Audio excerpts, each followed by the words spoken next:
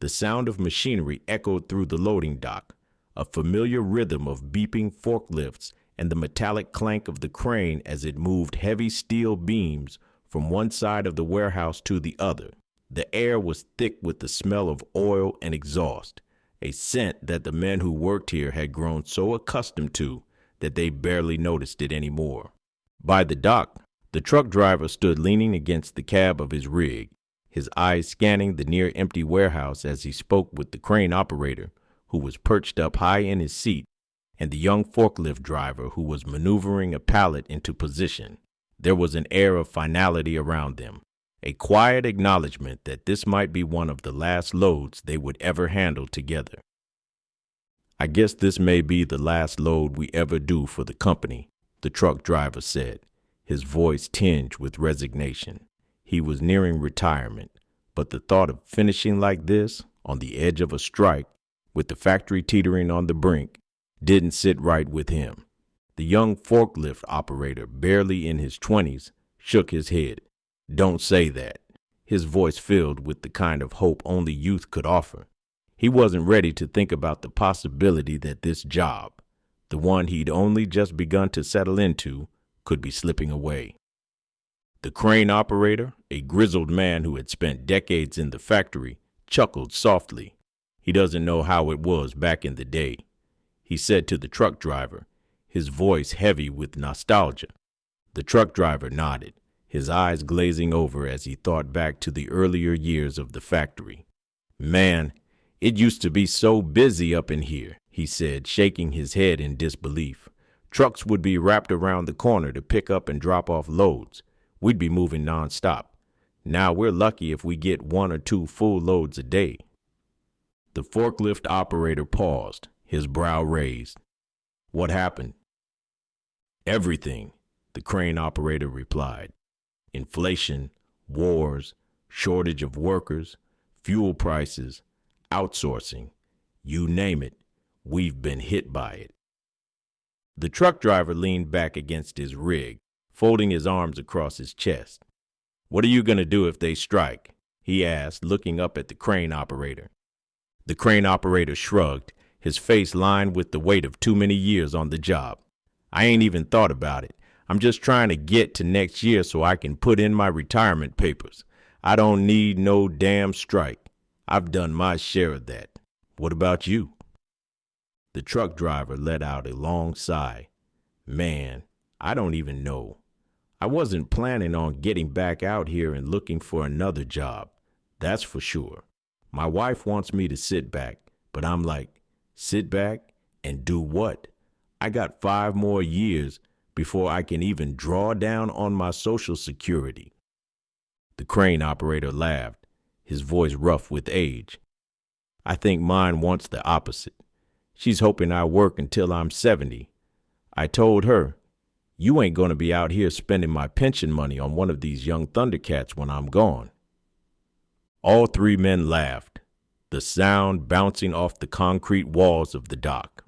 The laughter was a moment of lightness in the midst of an otherwise uncertain time. The truck driver shook his head, still laughing. "Aw, man, she ain't gonna do you like that, is she?"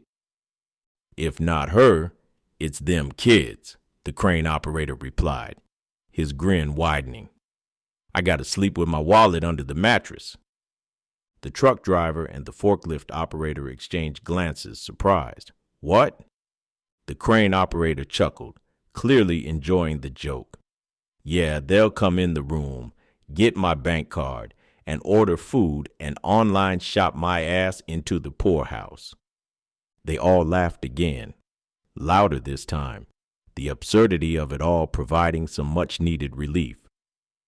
"And they're taking money away from my girlfriend," the crane operator added with a wink, sending the group into fits of laughter once more.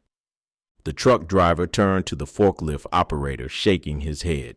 "See, you got it made, young brother." The forklift operator's smile faded slightly. "I don't know about that. I wish I had a pension to look forward to. I got a wife and a 2-year-old. I can't afford to be out here on strike. That'll mess me all the way up."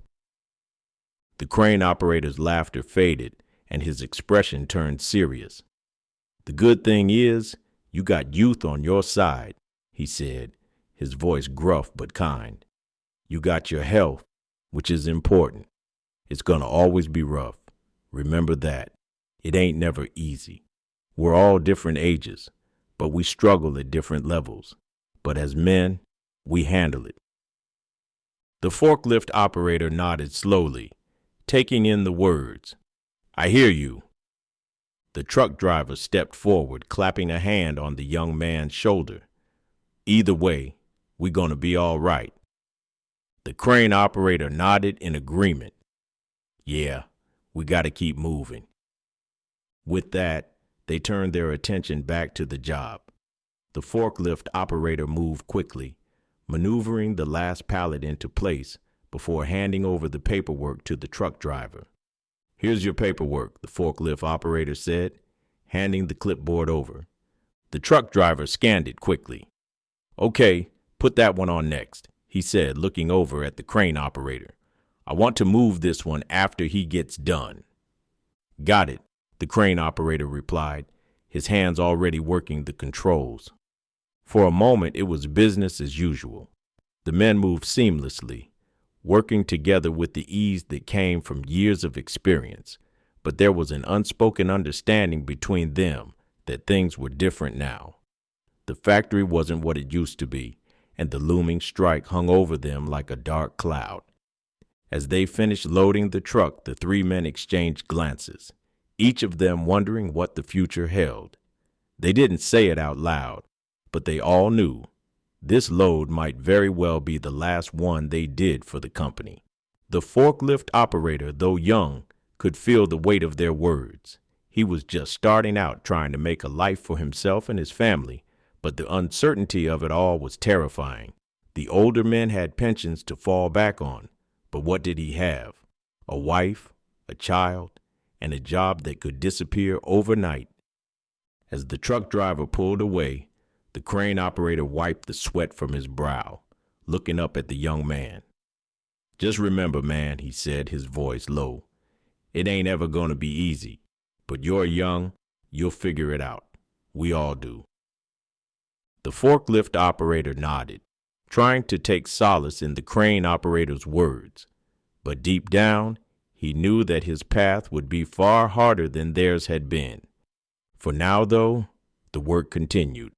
The load was done, and another day at the factory was complete.